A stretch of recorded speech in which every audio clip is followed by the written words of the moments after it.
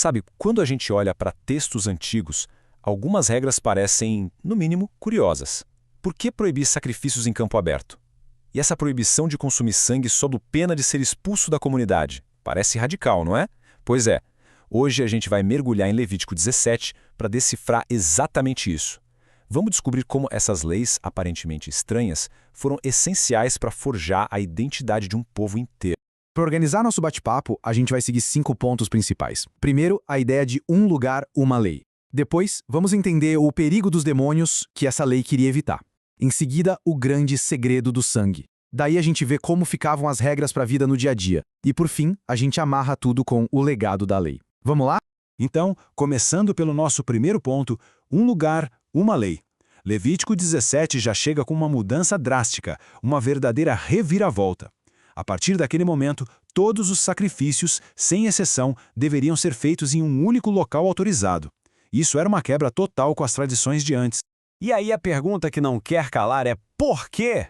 Qual o motivo para proibir as pessoas de fazerem seus rituais onde sempre fizeram, lá nos campos, e forçar todo mundo a ir para um lugar só?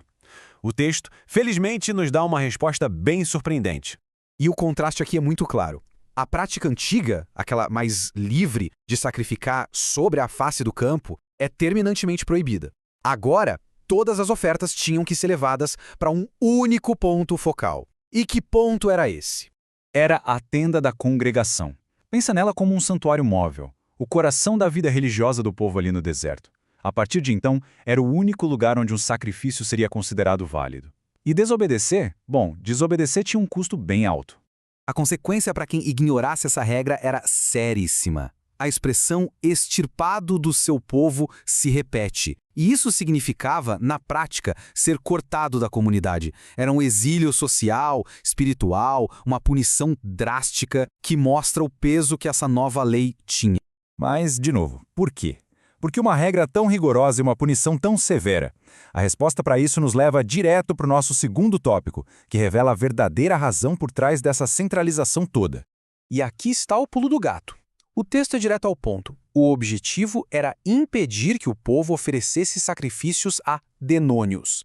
Essa linguagem é forte, né? Ela sugere que os rituais que aconteciam nos campos abertos estavam se misturando com práticas de outros povos, com idolatria. A centralização, então, era uma forma de purificar a fé. Então, o plano era bem abrangente. A ideia era unificar a nação em torno de um único Deus e de um único santuário. Com isso, criava-se uma barreira contra a idolatria, se eliminavam as influências de fora e, mais importante, se estabelecia essa nova ordem como um estatuto perpétuo, ou seja, uma regra definitiva para sempre. Certo, então já entendemos a questão do onde sacrificar. Agora a conversa muda do lugar para a substância, o sangue. Essa é a segunda grande proibição do capítulo e o motivo por trás dela é ainda mais profundo. A regra era absoluta, sem brechas, e valia para todo mundo que fazia parte daquela comunidade. Não importava se era um israelita de nascença ou um estrangeiro que morava com eles, ninguém podia consumir sangue. Isso não era uma simples orientação de dieta, viu? Era uma lei teológica fundamental. E aqui a gente chega no ponto alto do capítulo. Essa é uma das declarações teológicas mais poderosas de todo o livro de Levítico. A vida pertence a Deus e o sangue é o seu símbolo visível, o que carrega essa vida. É por isso que ele é sagrado. Ele não podia ser tratado como uma coisa qualquer. O texto vai além e explica que Deus deu um propósito muito específico para o sangue: fazer expiação no altar. Ou seja, é o sangue como símbolo da vida que foi entregue que repara a relação quebrada entre o ser humano e o divino. Então, consumir o sangue seria o mesmo que profanar o próprio meio de reconciliação. E assim como na regra do sacrifício num lugar só, a punição para quem consumisse sangue era exatamente a mesma: ser extirpado do seu povo. Isso mostra que as duas leis tinham o mesmo peso, a mesma importância. Elas eram os pilares que sustentavam o culto. Ok, os grandes princípios a gente já entendeu. Mas e na prática? Como isso funcionava na vida real, no dia a dia? O capítulo também entra nesses detalhes, explicando como as leis se aplicavam a coisas como a caça e a alimentação.